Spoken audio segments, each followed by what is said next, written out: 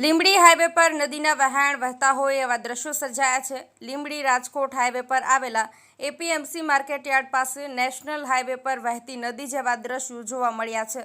ઉપરવાસમાં વરસાદના કારણે નદી જેવા દ્રશ્યો સર્જાયા। પાણીના કારણે વાહન ચાલકો ભારે પરેશાન બન્યા છે। પાણી જવાનો નહીં નિકાલ હોવાના કારણે પાણીનો ભરાવો થયો એવા પણ બનાવો બન્યા છે કે બાઇક સવાર બાઇક ચલાવતા સ્લીપ થઈ જતા ઈજાગ્રસ્ત બન્યા છે।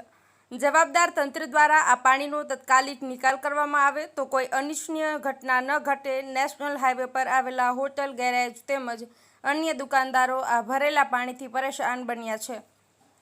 નવો બ્રિજ બન્યા પછી કોઈપણ જાતનો પાણીનો નિકાલ ન થાય તે રીતે બ્રિજ તૈયાર થયેલા હોવાના કારણે પાણી ભરાયેલું જોવા મળી રહ્યું છે।